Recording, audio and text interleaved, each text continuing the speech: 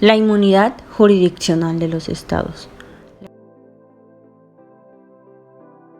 La inmunidad va de la mano con la soberanía que tiene un estado, la cual consta de dos aspectos.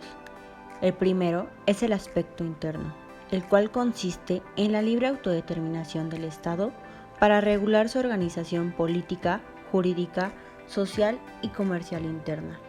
El segundo es el aspecto externo, la independencia y autonomía del Estado en sus relaciones con los demás miembros de la comunidad internacional. Del aspecto externo emanan los principios de igualdad de todos los estados ante el derecho internacional, el principio de no injerencia en los asuntos internos de los estados y el principio de inmunidad de jurisdicción de los estados. Es muy importante saber que la inmunidad es necesaria para cualquier estado, ya que de esta manera el estado tiene autonomía social, política y jurídica, y ningún otro estado extranjero tiene el poder sobre otro. La sentencia de Saunders, Chain, C. Netfather and Other de 1812 reconoce la inmunidad de todos los estados soberanos. Como dato, la inmunidad y soberanía solo pueden ser limitadas por consentimiento expreso o tácito de ese mismo estado. ¿Cuándo surge la inmunidad de un estado? Surge cuando un estado presenta una demanda en contra de un estado extranjero ante un tribunal nacional o también en contra de un organismo que le es dependiente, o cuando existe una pretensión de adoptar una medida coactiva, es decir, una sanción. En concreto, la inmunidad jurisdiccional es un atributo que tiene todo Estado soberano. La inmunidad es la consecuencia de la soberanía de un Estado y de esta manera impide que estados extranjeros tengan autonomía sobre otro. Existen dos tipos de actos por los cuales los estados efectúan sus acciones: los actos imperi y los actos gestioni. Los actos imperi son los actos que el Estado realiza en calidad como tal. Ejemplo, la celebración de tratados internacionales. El Estado lleva a cabo actos de autoridad como ente de derecho público.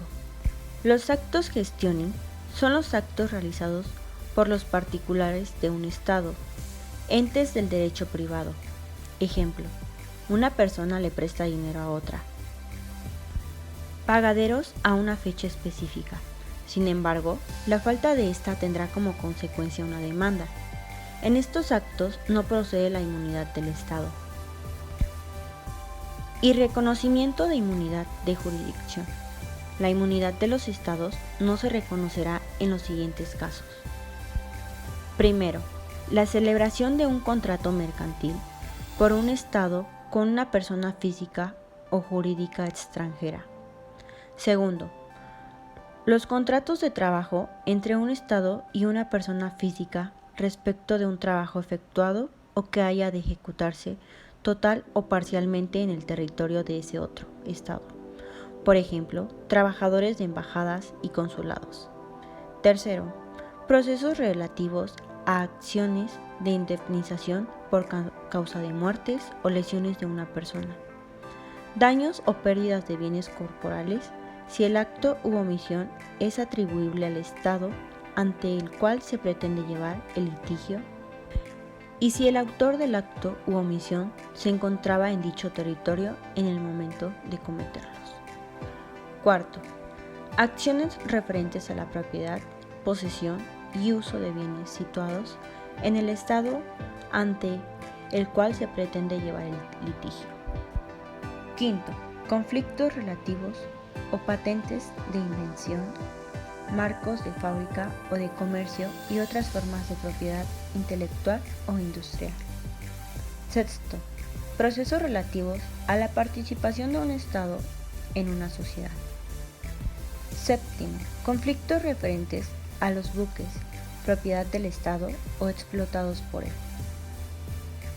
Inmunidad de ejecución. Los bienes que gozan de inmunidad de ejecución son los bienes incluidos cualquier cuenta bancaria que sean utilizados o estén destinados para los fines de la misión diplomática del Estado.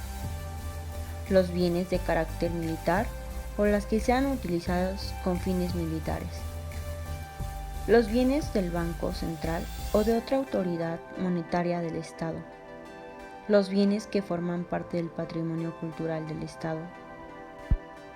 Países como Estados Unidos, Canadá, Reino Unido, Pakistán, Singapur, Argentina y Australia han promulgado su propia legislación para definir qué casos procede la inmunidad soberana.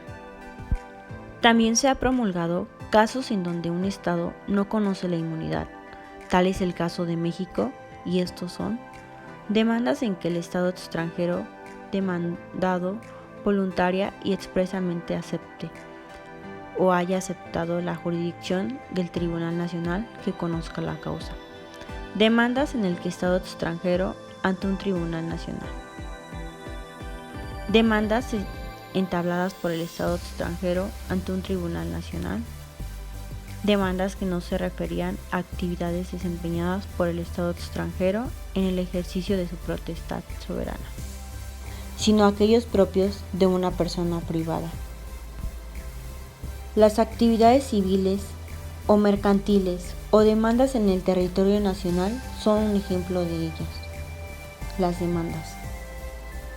No se concederá la inmunidad a los estados extranjeros que en litigios presentados ante sus tribunales no reconocen en reciprocidad la inmunidad del Estado mexicano.